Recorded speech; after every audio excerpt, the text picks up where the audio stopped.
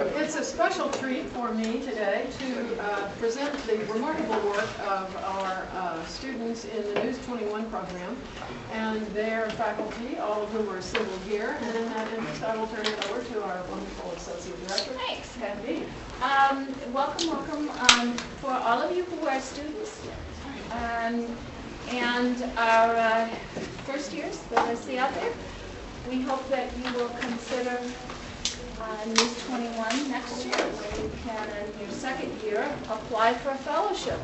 We're part of a consortium of schools, the best journalism schools in the country.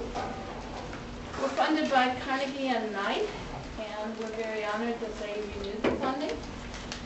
Judy Muller, who's right here, and I did the first 2 years, and Marc Cooper and I did the third year. Marc Cooper and Willa and I did the fourth year, and going forward, it's a 6-year grant, and we're very third and fourth. That's right. I'm sorry. Third and fourth. Okay. Third and fourth years. So we keep growing and adding, and it all becomes a blur, but a fun blur. We're also honored to have 2 of our alums, Dennis Gopal and Brian Frank, who are now working journalists, who probably can tell you the most about our work. And we hope it's an interactive session, and you'll ask us a lot of questions. So, Mark? Thank you, Pat. I'm glad to see a lot of first-year students here, because this is a class that is open only to second-year students. And it's really this time of year. It's just this last week that we chose the students for the spring, for this round of NEWS21.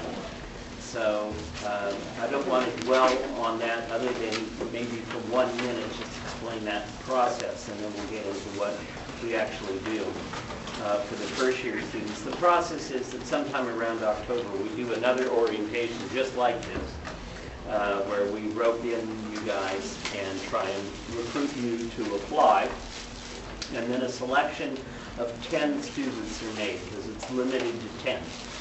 And when you take NEWS21, you take a spring seminar class, which on the books and in reality looks more or less and functions more or less like your basic seminar class. We're shifting a little bit more. By the time you folks apply for it, it'll be shifted even more, so that it's you actually begin your reporting in the, it's not just looking at the content or the subject area that we're reporting on, but actually getting the reporting going.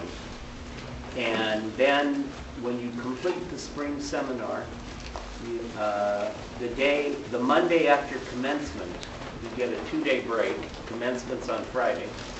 And then on Monday you go to work. For 10 weeks you're employed by this project for $750 a week. I don't think there's any pay increase in the offering for next year. And for $750 a week you become a full-time fellow, where over that 10 weeks you work with us in the ATVN newsroom. And we meet 4 days a week in the morning for an editorial meeting, and then you kind of, we work with you individually, or you may be out traveling, or you may be out doing interviews. That's your base. And you produce a multi-layered, multimedia reporting project.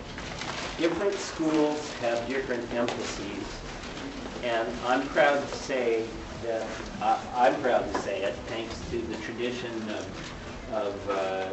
Judy and Pat established at the beginning, and the impetus given to this by Michael Parks while he was director, and certainly Geneva now.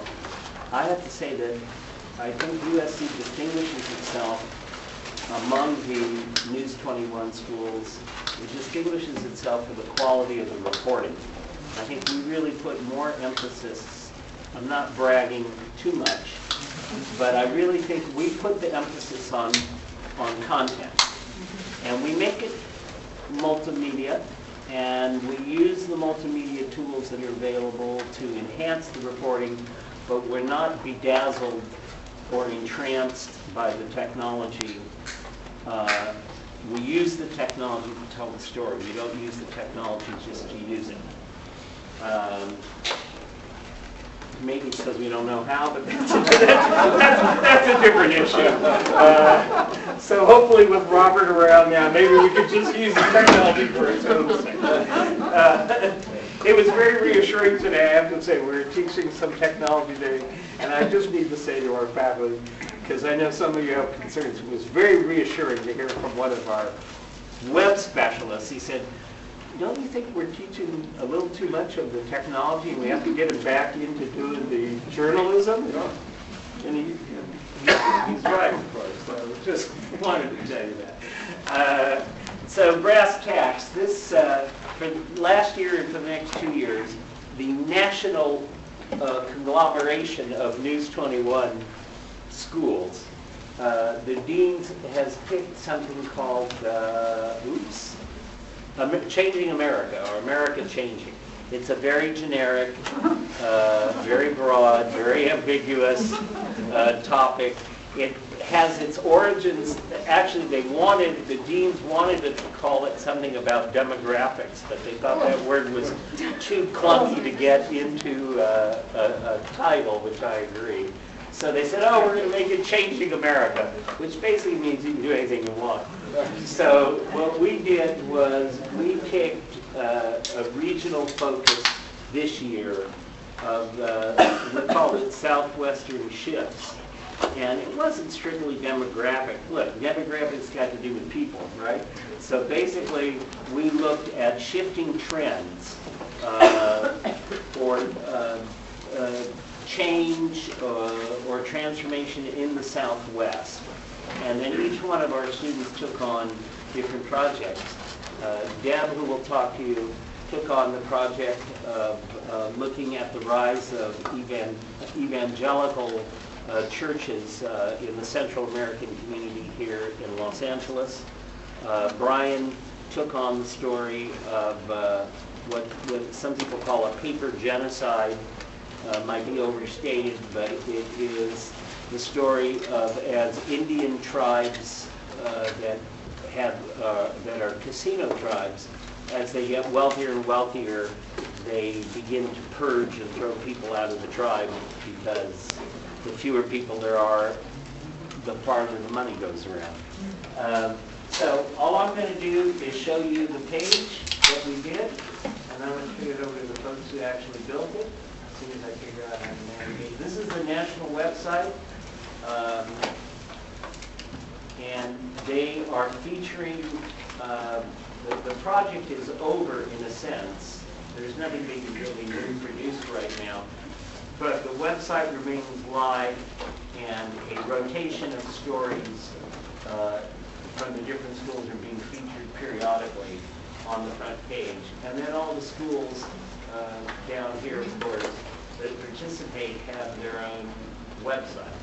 So the website you're about to see, this is the final word I say, the website that we're about to see is a product of USC. Its basic hearts and guts were constructed by Web Technologies by Wendy Chapman. We did have a Flash consultant working with us who's working with us again now on a couple of projects, who helped us build some of the gadgets, and we had a little help from one of our contractors building our very cool front page. But this was a USC project, and this is what we do. So, with no further ado, we'll take you to the front page, provided that the links work. They don't always work. And this is our front page, Southwestern Shifts. And Brian, I think you can begin and show us, Brian Frank now works at KCET as a web producer. And for KPCC. And for KPCC. Wonderful radio program. And I'm happy to say for those of you,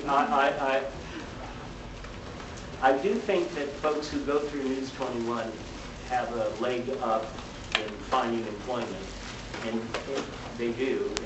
He was hired right out of NEWS21, and shortly after it, Deb is so good that she already went through one job. She already got a job and decided she didn't like it, and is now embarked on a second adventure. So you're already an old hand in the employment market. Yeah, go up and show them how the map works, and show them. Take about 5 to 10 minutes. Who's any questions? I can navigate from the front page. Each one of those little buttons is one of our stories. Do you know which one is yours? Nope. Keep trying. There it is. All right.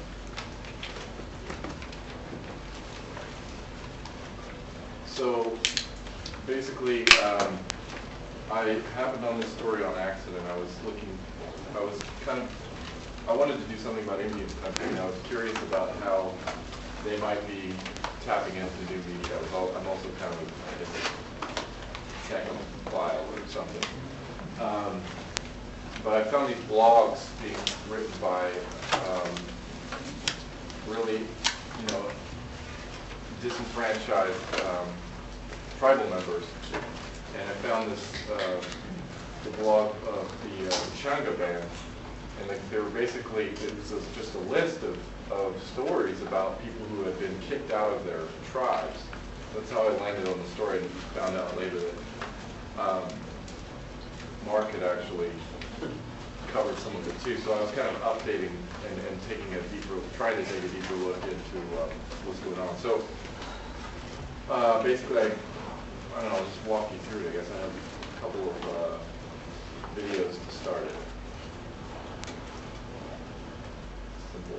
For those of you in the first year class, this is how we use SoundSlide, or something like it. Probably. On the wall behind you to the right.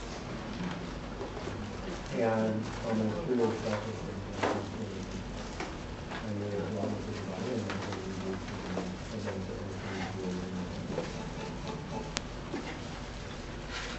you have to kind of compare it, like, if you got denied citizenship in France, can you appeal here? Of course not. So you get denied citizenship in a tribe, can you appeal here? Of course not. It's really the same thing. They have the sovereign right over membership, and therefore the courts can't get involved. We cannot. I mean, we simply don't have the authority in those instances where the tribes do their own enrollments, and we're not part of that process. How is it I don't have any rights? How is it that somebody could do this to me and to my family and to the generations to come without having to pay the price for violating law? We need to do something to bring light to this issue, to help other people, to help each other, and to stop this thing.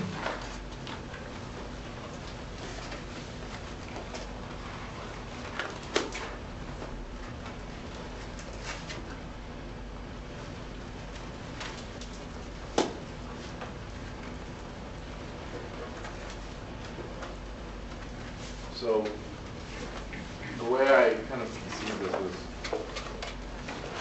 kind of chaotic in the beginning, but I basically ended up with, I wanted to do as many different types of media as possible, which got me into a little bit of trouble. But so I ended up with the sort of centering it as making the main piece text, and then building around that with some multimedia elements. And the thing that to keep this short, I'll go straight to the thing that I was most proud of. I've got a couple other pieces in here, but the maps here. Great. I had in my research early on, everybody said that the reason the tribal members getting kicked out is because of the casino money that's at stake.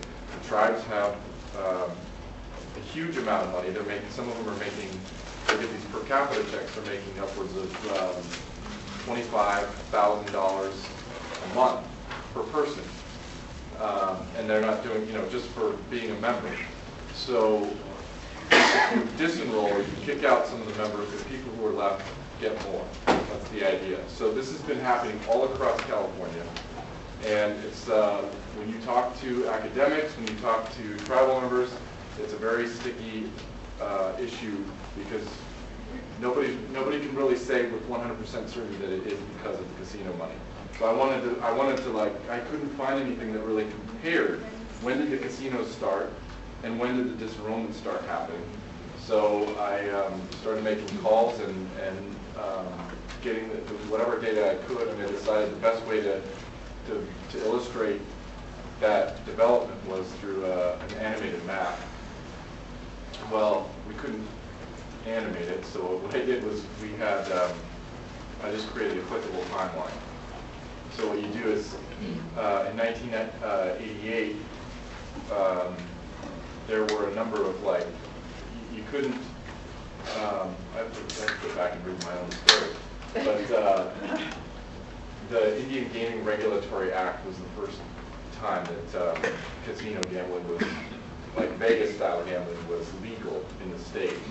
And so what I did was I put the little dollar signs to show where the casinos were, and I put little bubbles over here to show when and where the disenrollments were happening. And so as you go through the timeline, you can just watch.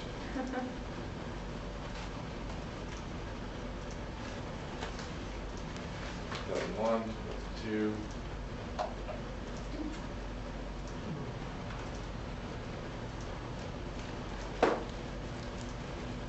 So each one of these two, then you can kind of get a little bit more information about which tribe and what the details, because in some cases only a handful of people were kicked out. In other cases, half the tribe was just, they just cut the tribe in half and said you're no longer a member of our tribe. So this was sort of my, for me, the most interesting and the biggest payoff for me was producing this, because I felt like I hadn't seen anything like this done yet.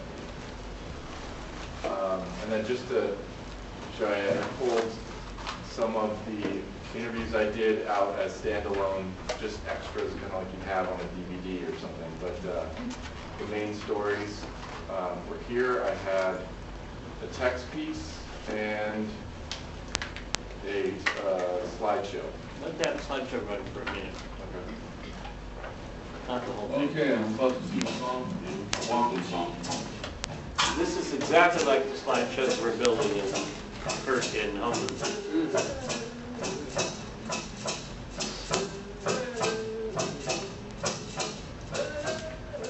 My name is Marc Lucero. I'm a descendant of the Temecula band of the Swing Mission Indians.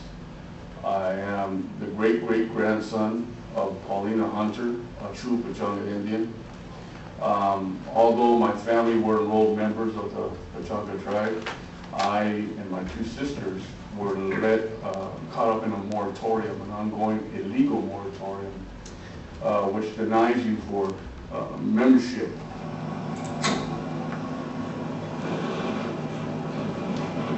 To the east, we pray that you hear our prayers, O Creator. I pray that you listen to our cries for help.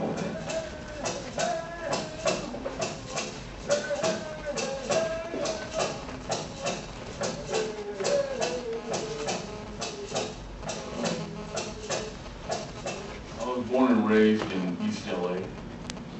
I got involved in the gangs at early age, 11 years old.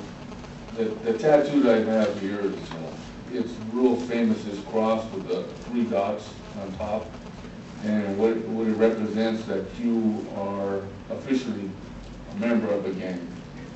And that you do things that they require. Shooting, stabbing, the drugs, stealing, you do it all. I knew I was Indian, but yet I preferred at that time to be a gang member. I came home one day, I walked in, and there was a man there. And I said, Mom, who's this? And she said, this is a man who represents Rose Hills. He says, he's here to show me what kind of plots they are before I can purchase one, because I don't think you're going to live that long because you're so involved in the gangs.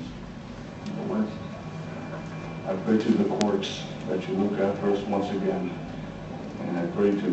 So, basically, the two different news outlets were actually interested in the story, and so The finished product here is a little bit rough because I held out some of the stuff in order to give to them and not sort of scoop them on the story. Voice of San Diego said that they wanted a text version of the story, and KCET, for whom I work now, well, we're still talking about ways to make a video, a TV version of this, an 8-minute piece for air on their show, SoCal Connected. So that's where I'm at right now. And Brian also should mention that the process at KCET has been extended. Been an extended one for editorial reasons, but also because of their production cycle. So give yourself a little bit more credit. He actually, during NEWS21, he actually began producing the 8-minute segment for KCET and was... went on 3 shoots. Yeah, went on 3 different shoots, professional video shoots that Brian produced, and you did some of the shooting as well, didn't you? I did. A couple of times they couldn't get a crew out, so I went on my own. So he acted both as producer, shooter, and reporter. So that footage is all available. We're still waiting to have KCET put it together as a package. Thank you. Thanks, Brian.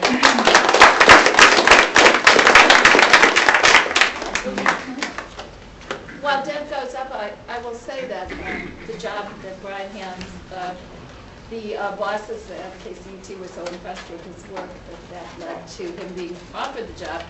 Also, and I think, as Judy can attest, these stories carry on long after the fellowship ends. And so many of our pieces are still being out and considered. And I think, Judy, we had one of our students like a year and a half after we did the initial reporting, or a year. Our stories keep getting revived on the internet. revived. People will respond to them. Yeah. It's pretty amazing, and that's from a couple of years ago. That's We right. hear about it. And so they have a long, long life, and even though the folks are have graduated, we stay in touch because there are many calls for them. So it's a project that lives on. Yeah. Okay, my story concerns what Mark had mentioned, this rise in Pentecostalism amongst the Central Americans in Los Angeles. That's kind of interesting for many reasons. The Central American community in LA is the biggest one outside of Central America, so this is an LA story. And Central Americans and Latin Americans have always been Catholic, so for them to be something other than that is kind of a big deal. Moreover, Pentecostalism is the largest growing religion in the world. It's up to about 8% of the world. So it's big religiously, it's big in terms of community, and it's big in terms of location. So this story required me to spend a lot of time going to church, which I'm not used to. And so I tried to volley between going to Catholic churches, going to Seventh-day Adventist churches on Saturdays, and switching up between Pentecostal churches on every other Sunday. One of the things that, there's several reasons this is going on, but one of the biggest ones is missionary work. And so I spent a lot of times with the missionaries going to parks every Sunday. They feed the homeless and start praying while they're doing so. And that seems like a good incentive. If you're getting fed, then maybe you want to join what you're doing, for those who are feeding you. The other thing is that it appeals to addicts, and a lot of these people have addictive backgrounds because of the way they came in illegally. They get exposed to this kind of thing, be it alcohol or drugs. Some of them get converted in Central America and bring it up north, which is also a big deal because religion has always come from either Europe or the United States south to Latin America. So for it to go the other way is very strange. So what I ended up doing is, these are all my shots. Now, we all had to do a audio-visual slideshow. So like Brian, you spend a lot of weekends and days with lots of stuff on your shoulders because you have a radio kit on one hand, one arm, and you have your microphone, and you've got your tape recorder in your pocket, and you've got your notebook in your left hand, and your pen in your right hand, underneath your microphone, and your camera on your left shoulder. So it's kind of intimidating at first, but also very cool. So I don't know if I should just play this for starters, but I want to add something to what Deb said. Deb was voted by her faculty, by her teacher. Deb was voted student most likely to be editor of the New Yorker in 2020. Right? Deb is an extremely talented feature writer. You know, she writes beautiful prose and exquisite reporting. And this was not your world, was it? I mean, no. That's what was so much fun about this. It was not her world to do this. And, you know, it's a great experience for all of us because I don't think any of your work was compromised. I mean, as it turns out, she's now going to publish a 3-part series in Spanish because Deb is Argentinian, so she can she can write fluent Spanish.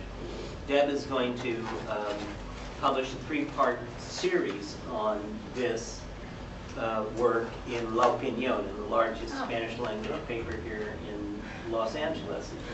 But with lots of goodwill and a lot of sweat, she did a multimedia project as well. So this was a real experience for you in that case. So I would, why don't you just show us a couple, just a piece of like yeah, I don't know if this is coming up for some reason, but the way I wrote it is as a 7-part series, kind of traditionally print in that sense. It's 5,000 words or more. It's like 5,300 words, something like that. But within the piece, it's all linked up to either external sites, of course, or it's got the photos that I took inside the piece, plus the audiovisual slideshow, which has the Pentecostal speaking in tongues and other things that came up that I would record on my radio kit. And then there's a timeline as well. So I'm going to go, if I can, to the stories just to show you. I don't want to read the 300 words. Show us the slideshow. All right. Yeah, let's go. Okay. Coming in at 1.8 million, LA's Latino community makes up nearly half of the city's population. And while Mexicans comprise the majority of that number, the City of Angels is home to the largest group of Guatemalans, El Salvadorans, and Hondurans outside of Central America itself. For centuries, Central Americans have observed Catholicism. But more and more they've rejected Catholicism in favor of Pentecostalism, the fastest growing religion in the world. Pentecostalism is a Christian movement emphasizing direct contact with God through baptism of the Holy Spirit and often through the act of speaking in tongues. Roughly 94% of LA's Hispanic churches are Pentecostal, yet no one factor is responsible for this shift. Pentecostal missionaries proselytize on TV and radio, at parks and at street corners. Some Central Americans import Pentecostalism from their home countries. Others find God here, hoping in turn to spread the word and bring salvation to Angelinos wherever and however they can. Central American pastors guide their fellow immigrants. And these congregations blend a sense of community with good works, such as making breakfast for the homeless in South LA parks every Sunday morning. The missionaries pray at these meals, sometimes converting the homeless in the process. Because Pentecostals feel that the Holy Spirit moves through them, they don't need a go-between to communicate with God. Music plays a significant role in worship and in evangelical meetings. Acoustic strains invite all those within listening and singing distance to participate in jubilee. On any given Sunday afternoon or weekday morning, those driving down the busier streets of southern Los Angeles may well hear snatches of these tunes. As they combine these elements in the existence of Pentecostalism, Central Americans have begun to change their identity as well as the image of Christianity in Los Angeles. So that's kind of a summation of what the piece is about. But one of the exciting parts about it was trying to fuse all these multimedia elements while still reporting it as if I were writing this long-form piece, reporting it on Spanish, transcribing it into English, then writing it, and then getting the shots and putting them into audiovisual slideshow with Avid, and it was a whole do-up. So that's what it was. But the wonderful part is, and I just want to say the great part that I think is reassuring to all of us is that Deb was a very talented person and who was not inclined. She didn't have a lot of inclination toward the multimedia aspects of it. No, it's true. It's true. Was able to do all that and write a 5,300 word piece in 7 sections, and then translate it and turn it into a 3-piece series for La Opinión in good old-fashioned newspaper print, right?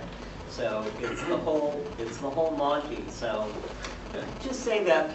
Well, but it's very reassuring because we want to make sure, you know, it's hard to strike the balances. I mean, you want people to learn the tools of reporting, but you don't want them to unlearn how to do the real thing. And in both these cases, these guys did the real thing.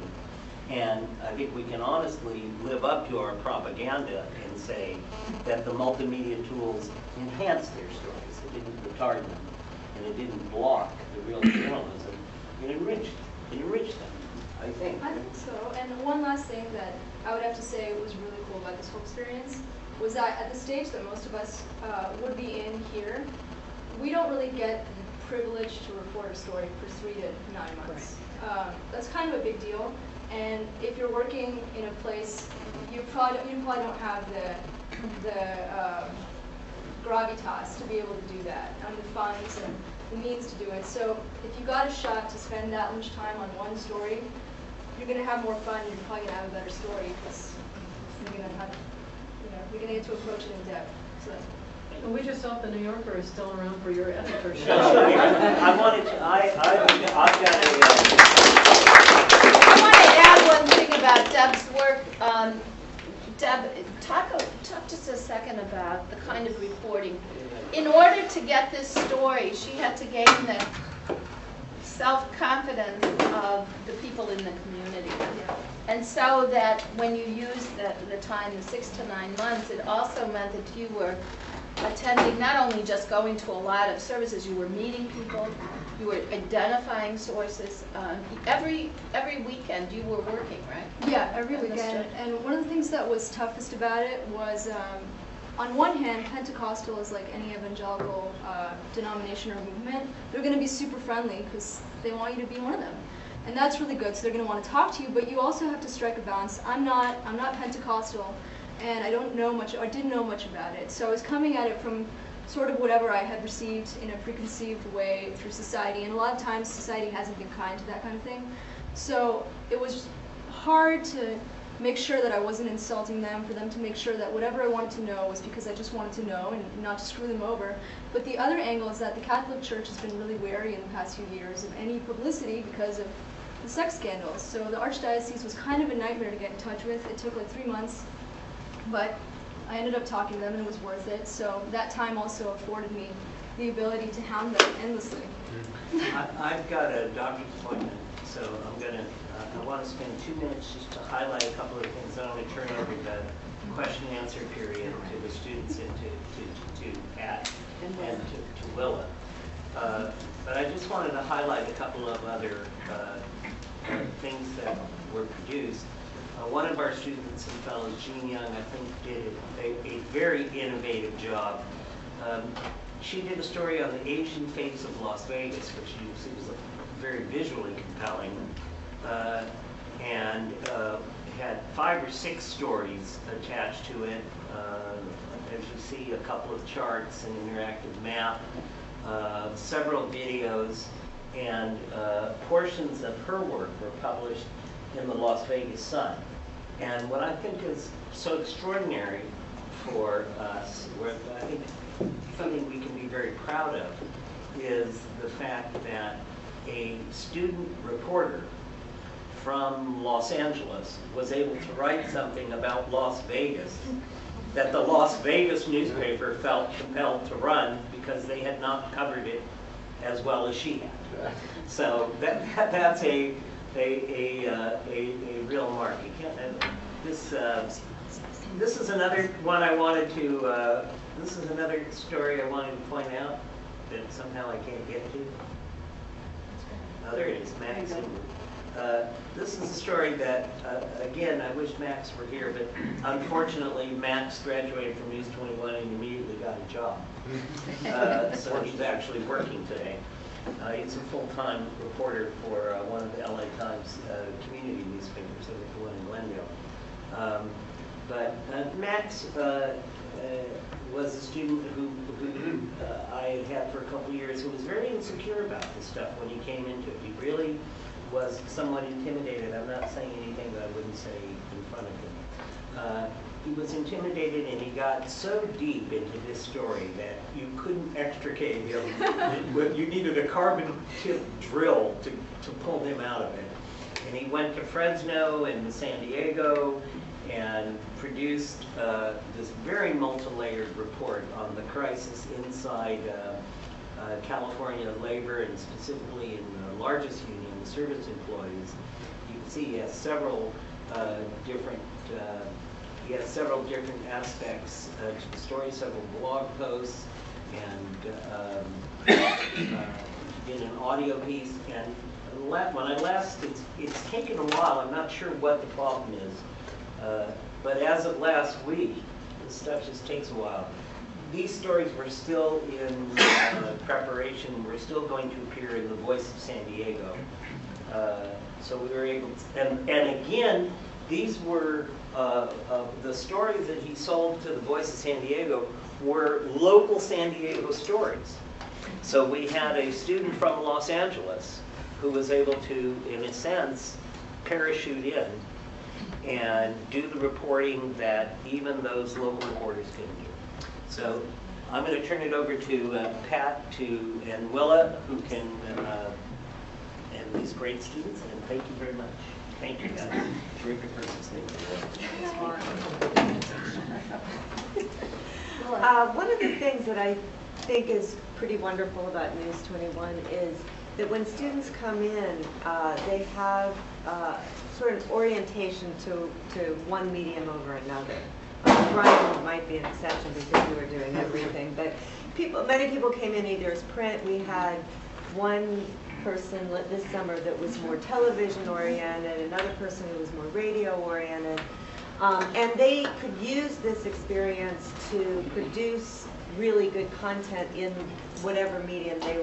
And I think this was true when Judy and Pat were doing it too, that they could bring that into the experience. But like Deb, they all stretch themselves. So Max is a good example. Max decided he wanted to master radio, and we worked, over and over and over again, perfecting, some radio pieces. And so it was a chance to not only do what he had spent 2 years working on, but also some time to really stretch himself, just like you, and do something different and succeed at it. I was just thinking the first year, we had a wonderful print reporter who, and as a team, they went down to the border of Naco, Arizona, Naco, Mexico. They were doing a wonderful piece about, and they found this wonderful piece. It was in the LA Weekly, the same reporter who did it for you.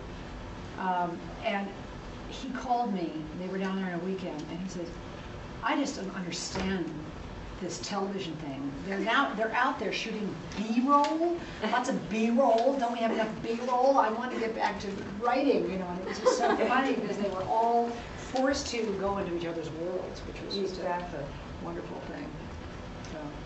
And I think also as the project has gone along now, I guess this will be the fifth year, we have done, Judy was just talking about how she wished she had had a web person that first. We had a kid on a Macintosh in the corner.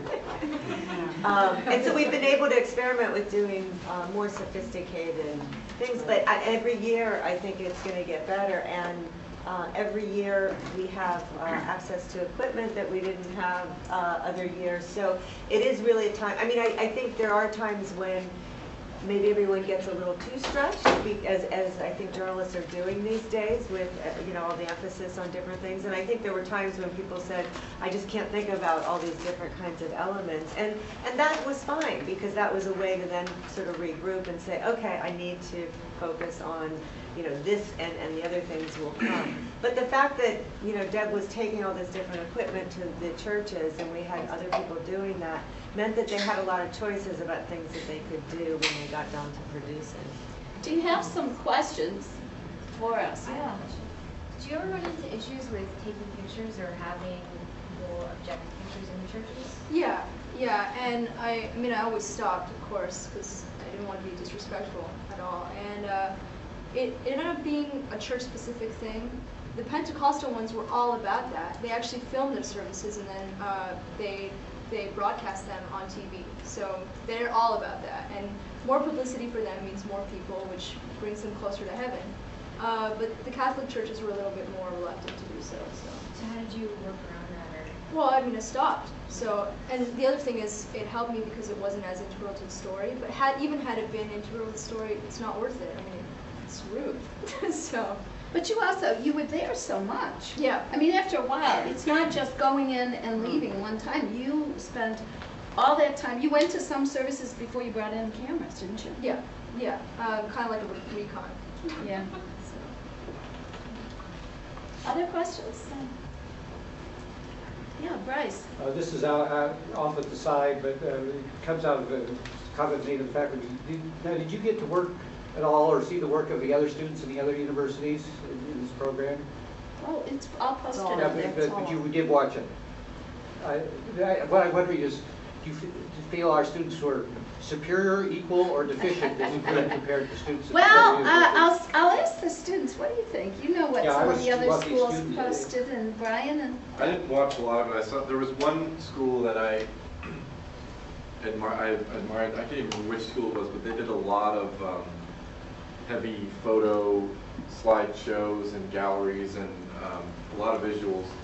But when I looked at the way they set up their program, they worked in teams, and every school, as I understand it, is set up a little differently. Correct. So they had this the whole team was focused on one thing, one story. I think it was power in energy. Yeah. Yeah. One big story and a team, and people had segments. And they also had several professionals from, professional photographers. They had professional web developers that had gone back to school there for journalism, and I mean they just had a lot of. It was a powerhouse of a team. So I really loved watching the way what they were working on and what they were developing for the web.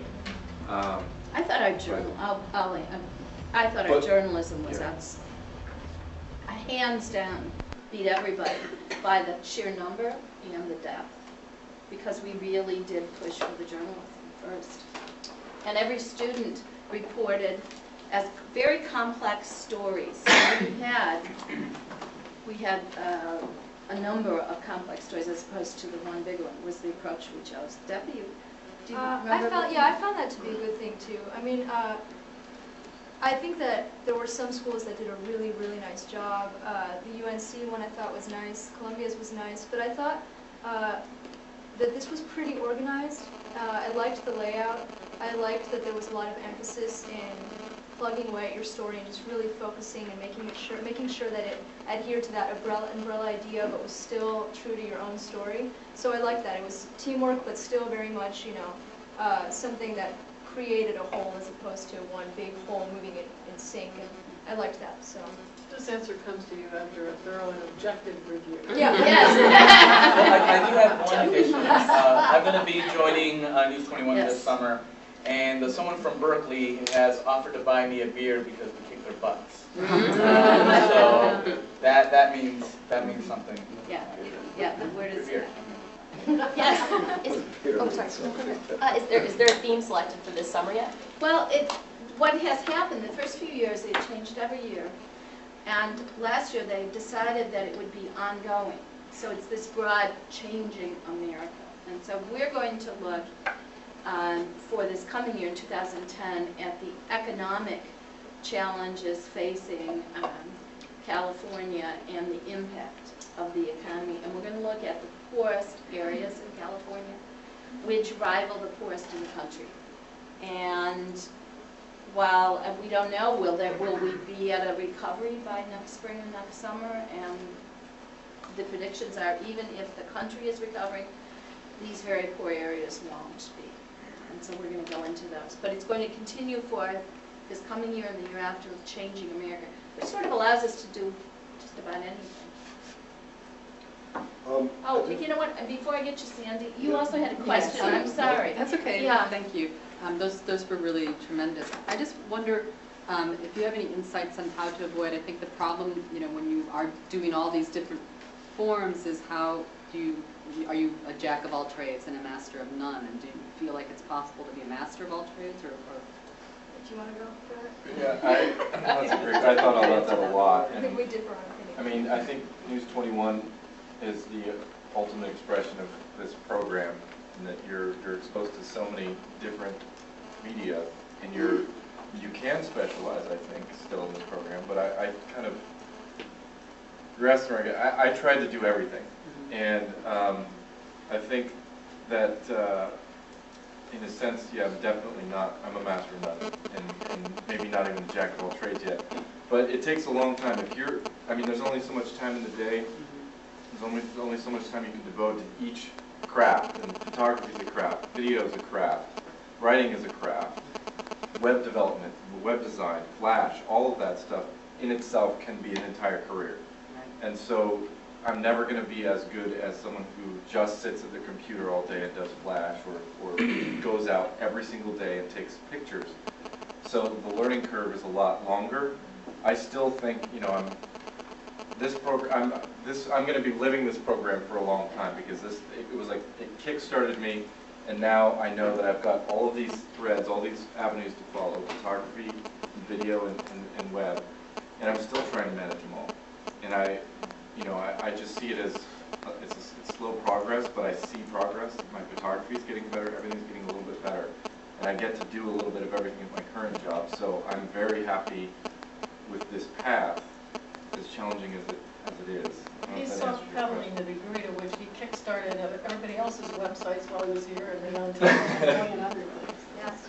I think one thing that we should point out with the NEWS21 is everybody had a main story. Yeah, in their specialty. In their topic. So some people it was a text story, some people it was a TV story, some people it was a radio story, and all the other things were additions and supporting. And that's the nice thing about the multimedia, is if you're doing a radio story but there's a whole section of the story that you really can't do in that radio story, that can be a sidebar that you can do in a different way. So just, you know, so everybody realizes, unlike I think other schools, everybody had a very substantial main piece.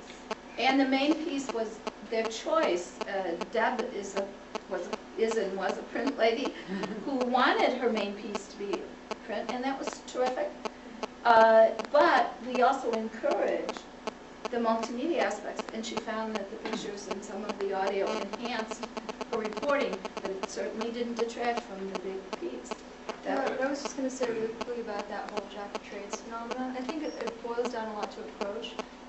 I think we differ on this too, that if you just keep it steady and you're learning them all at the same time, that could be tough and it could be really frustrating. So depending on what you're like, if you just go like this, like you focus on your thing for a while, but you make sure that the other things are a tool, that they tell your story and they help it be better, as opposed to just being for fun, you know? So I guess as long as you stagger it and you see it as something that bolsters what you're doing, you can space yourself so that you are trying to master one thing while still getting better at other things that you like and feel like are going to help. So you also get an incredible amount of feedback in the process. So we're really helping you if you have something that you want to learn. Sandy? A couple quick things. One is, Debbie, did you, in your longer pieces, the print pieces, how did you present them? Did you have photos in the middle, or was it a big block of text? Can I reopen it? Yes, it didn't show up, and that would answer. I'm just curious. And while you're doing that, I guess I'll throw this other question out to both of you, and then it also whatever you're hearing from your colleagues. What do you both feel, and maybe your colleagues as well, feel about the prospects of doing this kind of work in the future professionally? I mean, do you feel like this is something that's really rare, or do you feel like you can go deep and broad and longer term, maybe not 3 months, in the work that's out there, that your colleagues are encountering too? So that's the other question I have for you. But, take that. So, should we want to go and I'll just be quick then on both. The second one, I would love that personally, but I think it is tough, and it's tough right out of school, and it's tough at a certain age because you're expected to not be able to. How dare you think that you can write a 5,300 word piece for a magazine when you're only blah, blah, blah. So I think it'd be nice, but I think it's getting better, because one of the things people are always talking about with shifting journalism is that the assumption is that if you've developed enough good stuff on the web on your own, and you can say, like, like, hey, look, I've done a ton of these pieces on my own time, and they be this caliber, then I think it's easier than it might have been before when you were just writing it in a room. So I don't know. I'd like to think it should be good. Can I throw in one additional thing? The other thing we're really trying to instill in people is a sense of entrepreneurialism and an ability to do a lot of different kinds of things. And I was thrilled to learn today from David Cohn at Spot Us, who's with us today, that Debbie is doing a piece with Spot Us. So you've got a lot of interesting irons in the fire. Yeah, that's exciting. And actually, the other thing I want to say about this story is that it's possible to have it go in many places. It's going to BeliefNet as well, and that's as of today. So it's not, they don't have to be mutually exclusive. So the way it's set up is, now that it showed up, is those are the 7 stories, but it's one large story that's broken into 7 chapters. And one of them, so it looks traditionally text-ish, but then it'll have... It has the links. Yeah, it has links and it has photos in it. Or, you know, if you want to have a history section, like something with religion needs to have a history section of religion. So it looks pretty text-ish, but there's some links, and it just... Cool. Which I learned from Sandy. Sandy was my math teacher. This is a leading question. No. I think so. No, I just wrote him an email saying that actually. Thanks to you, I know how to write that. Other questions? Yeah. Oh, I'm sorry, Brian. I think Can't see that.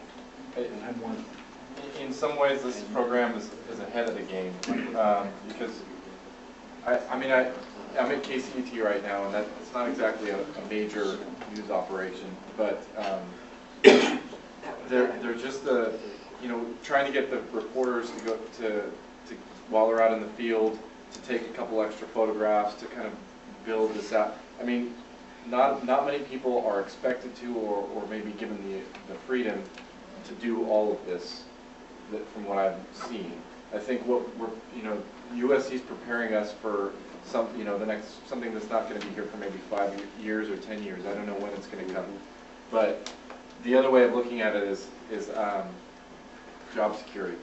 Because we've got a lot of different skills that we can sell when we get out of here. So I don't see, I see it all around as a good thing, being able to branch out. And I'm hoping to do and sell something like this whenever I can. I'm going to be ready for it. I mean, this is going to be what we're pushing for. The fact that you can now freelance to any number of websites or web-only operations, in addition to newspapers and TV and all of their websites, I think the opportunity is out there. Maybe it's even easier for a freelancer, somebody who's outside of the walls of the organization. Have you, so can I ask you, are you freelancing then multimedia? Not yet. I just right now I don't have time to do anything but Radio and television. I'm doing 2 jobs, and but I am using all of it. I get to work on audio, and I get to work on web design, and I've gone out and I've done photography. I've shot photos that have ended up in slideshows on our website, and I've written pieces for them. So I'm using most of them. Maybe a better answer to your earlier question would be that you can't master all of them, but you can select 2 or 3 and be really good at it. Well, I think you can also, if you have the awareness, I think you can act as a sort of producer kind of Right. saying, okay, I can contribute this part of a multimedia story, and I think it should have these pieces, and you can do them if you want me to, but you might want to hire someone from your photo department if you want, or paper that has one, or whatever. The freelance market is becoming so rich. We were just talking to Anda, who's one of our alums and who is an adjunct professor and whose family has long run a Vietnamese language newspaper. And you were saying that you're hiring freelancers for the English language. The English edition, and we have freelancers. We have freelancers across the globe, and including inside Vietnam, and a lot of them work under pseudonyms for their profession. If I can add, if I can add something, USC is training multimedia jack-of-all-trades students. They should be the master of one thing: storytelling. They are learning all these skills, and they're going into newsrooms where they may or may not be. Those skills may or may not be understood, welcomed, supported, financed, what have you. But where we are now is not only are you guys these students and multimedia journalists, but you need to become leaders and pioneers in your newsroom to help educate the editors there, help educate the leadership there to facilitate this type of stuff. And they're always so willing to be educated. No, it's one hell of a battle that continues year over year over year, and it's not new, teaching outside concepts to an institution that doesn't like change. So you are defining how this medium will interact. You are defining how freelancers can freelance text as well as videos, as well as interactives. This is where we are now. There is no do this, problem solve. Judy?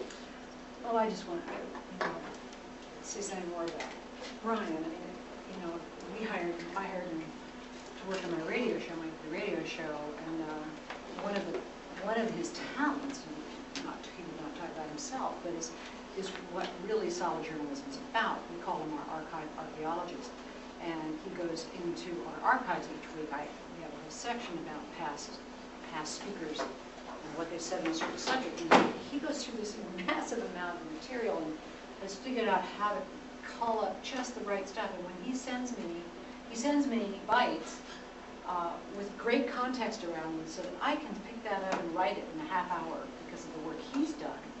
I mean, it's just astonishing, and I think that's a real credit to what the school and Brian's done in terms of teaching these basic research skills that are so fundamental to creating a good product. So I just want to kind of throw that out there. There's some very basic work that goes into this kind of thing that we kind of overlook with all the whiz-bang, but truly it starts there.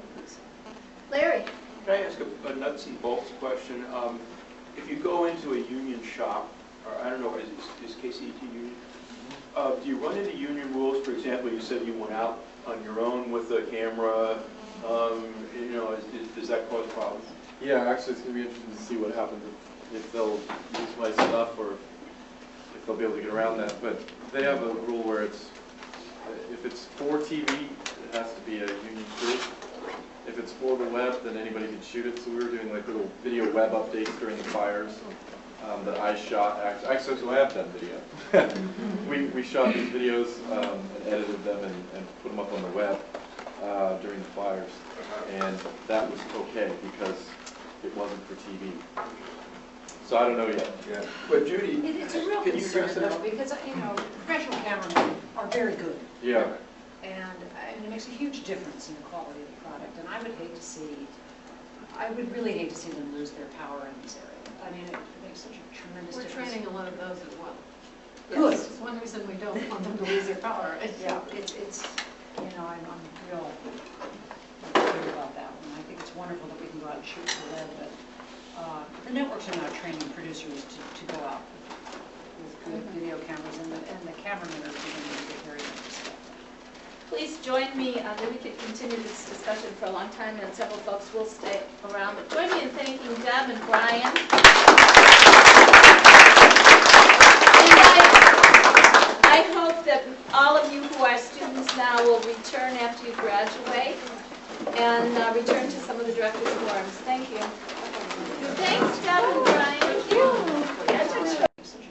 We're training a lot of those as well. Good. Yes, it's one reason we don't want them to lose their power. Yeah, it's I'm real clear about that one. I think it's wonderful that we can go out and shoot for the web, but the networks are now training producers to go out with good video cameras, and the cameramen are beginning to get very interested. Please join me. We could continue this discussion for a long time, and several folks will stay around. But join me in thanking Deb and Brian.